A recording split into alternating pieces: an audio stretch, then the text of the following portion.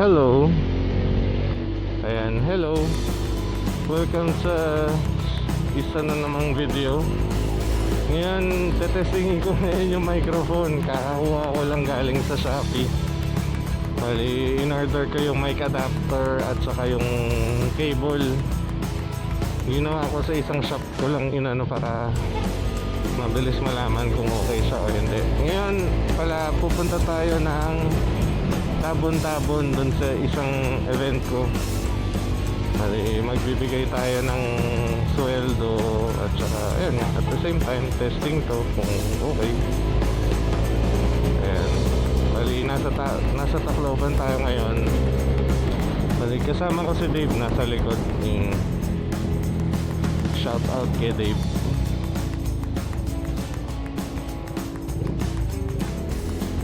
At saka shout out pala dun sa isang kuya na na nag-comment dun sa YouTube natin. Nakalimutan ko yung pangalan mo pero sure lalagay ko yan dito sa video. Salamat sa pagsubaybay kuya. Sa susunod na video saanin na natin, iisa-isay natin. Maglalagay tayong portion para sa mga gusto magpa-shoutout. Ayun. Anong oras mo ngayon? Time check 12:47. Mga ano siya 40 minutes 30-40 minutes kung mamabilisin. Pero kung tamang chill ride lang 45 to 1 hour andun na.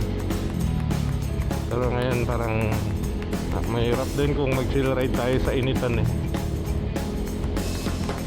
Kaya yun, ay tetestingin ko rin pala kasi yung nabili kong microphone meron na siya pang, ang sabi is meron na siya pang intercom, pang OPR. So yung isa nakatutok malapit sa earpiece, tapos syempre yung microphone. So tignan natin kailan nagpapatugtog ako ngayon ng audio. Kung marinig nga siya, malamang hindi ko to ipopost kasi maka-copyright tayo mga men. Ibig sabihin pagka mag-ano ko, medyo hihinaan ko yung music o kaya siguro itutok ko na lang sa baba para mas maririnig yung tunog ng motor. Or pwede rin, grabe naman to. Nagsiharangan pa sa gitna. Kuya, tangga, nasa gitna.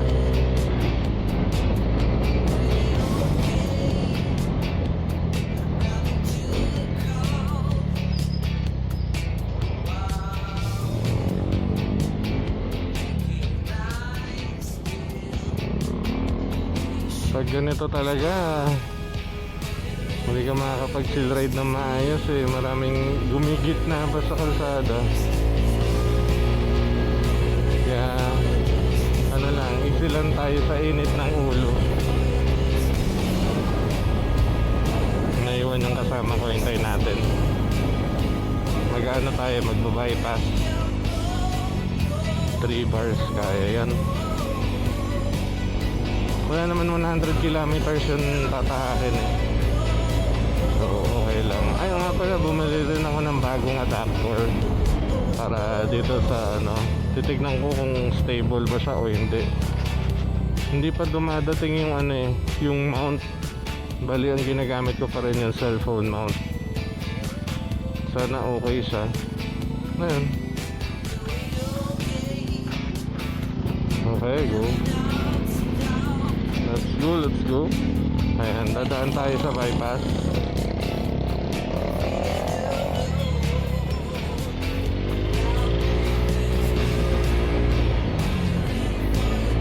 Palagi ako natatamaan dun.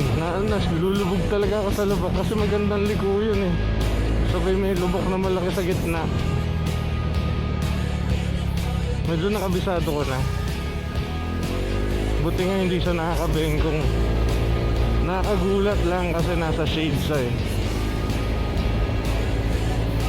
So yun. Nasa likod ko naman. Okay, sige.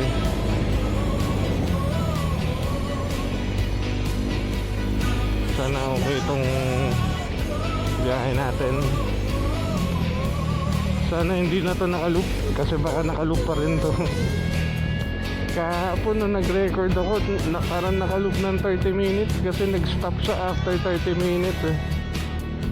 Hindi ko muna binago yung setting, excited ako masyado dun sa ano eh, mic adapter. Ang hirap pala ng ano, mag-vlog kasi magiging conscious ka sa mga ginagawa mo sa kalsada. Actually sa mga ano, kung paano ka magsalita. Kasi yung nag-testing ako ng isang gabi, ang naririnig ko kagad yung umuungol ko, umuungol pala ako. At saka yung hindi ko pag-pronounce ng maayos ng mga ano, salita. Saka yung marami akong ganun. Yung iniisip yung sasabihin. Dapat isipin ko muna yung sabihin bago ako magsalita. Total, diba? Pwede ko naman i-cut-cut. Ayan, kakaliwa tayo dito. Pag kumanang kasi papuntang San Juanico Bridge. Pag sa kaliwa naman, papuntang south. Ito. Kaya lang si kuya kinain yung... Ba't mo kinain kuya ang kalsada?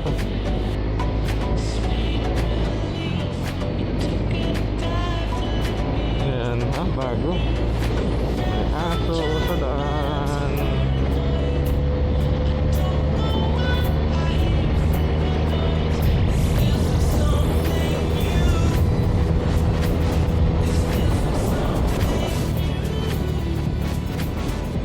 Pero in fairness, malamig yung simoy ng hangin dito. Pero yung sinag ng araw talaga mainit.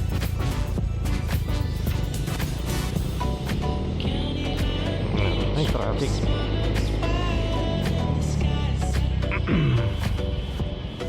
Pasensya na, naglinis ako ng ano. Hindi ako sanay magsalita habang nasa daan eh. Ayan, pero masasanay din tayo. Kaya pala naka-on yung music kasi titignan ko kung tama yung nakatutok dun sa intercom.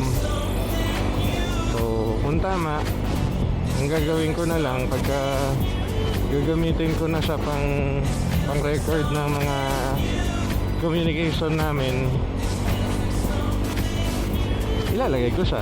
Pero kung hindi naman, ilalabas ko siya dito sa gilid ng helmet ko para marinig niyo yung sound. Titignan natin kung ano maganda, or pwede rin na ilayo ko lang para hindi marinig yung music. Kasi mahirap naman yun, post ka ng video tapos mga copyright din.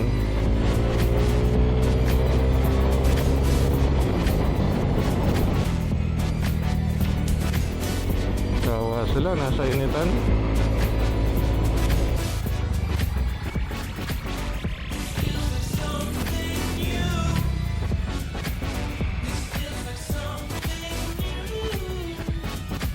May isang bala ko motor style, easy ride, para dito lang. Kasi ito bala ko dito ilalagay ko sa Manila. Sige.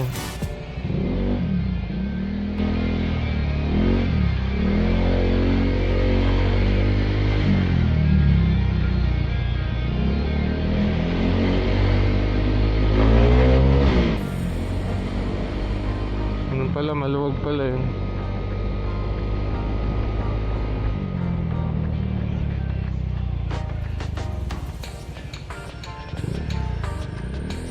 Ang hirap, nasa todong kaliwan lane ka tapos sabay pag kailangan mo ng likod saka ka lang magsasabi na liliko ka.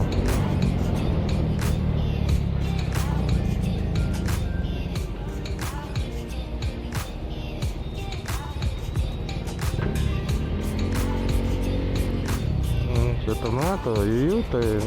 Galing.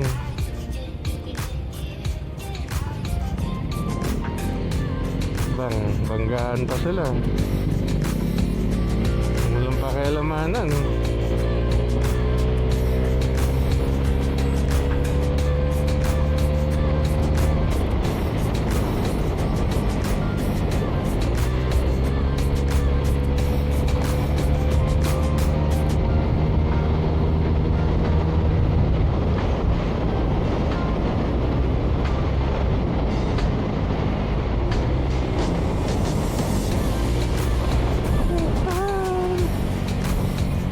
sorry.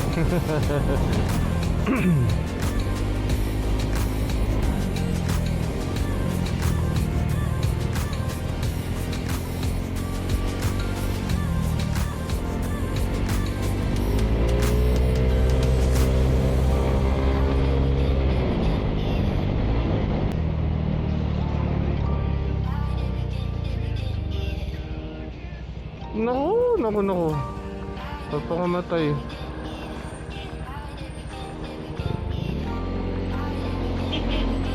Grabe.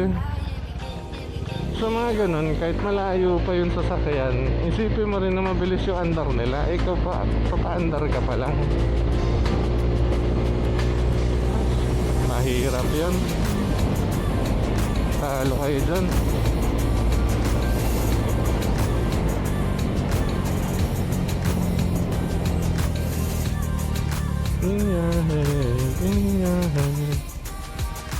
Pwede, hindi pwede.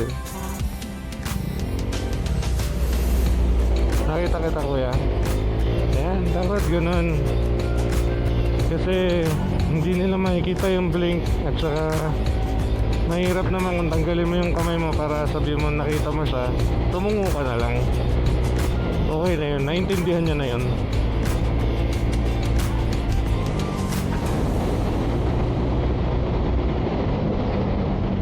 Dito lang tayo. Tama pag ganito yung para smooth. Ganon din sa kabila. Dito rin. Yun, para smooth.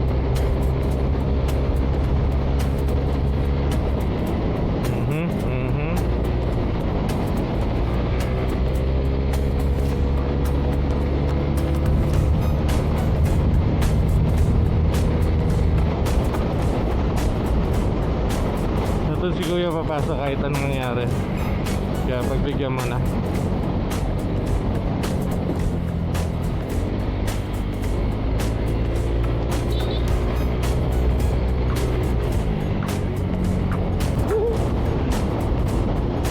Ang laking binababa ng speed pagka may top box.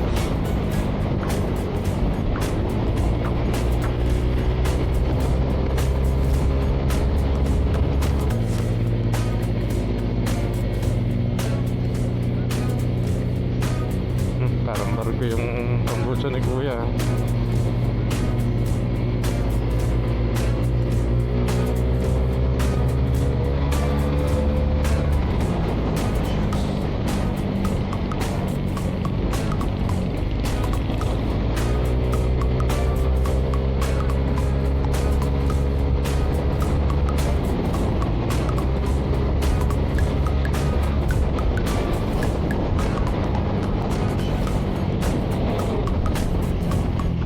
Overtake.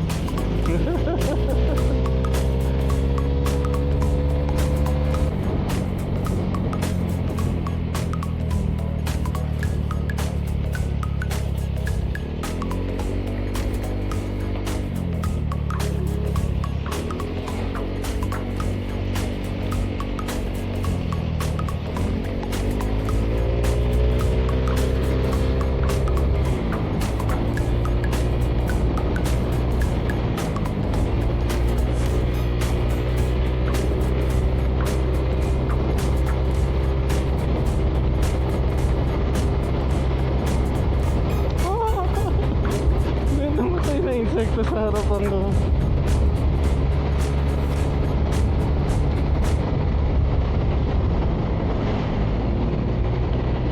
Alam mo yun, tatawid lang siya ng kalsada tapos wala na, heaven na.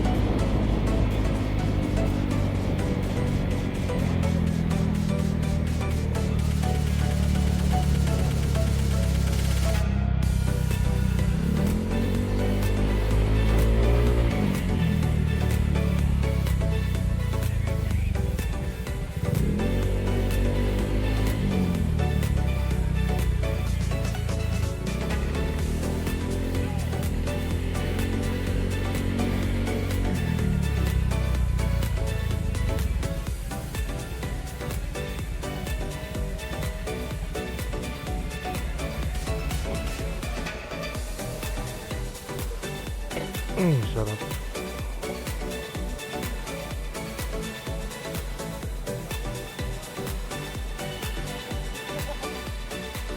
Ano, kaway-kaway, nasa YouTube kayo.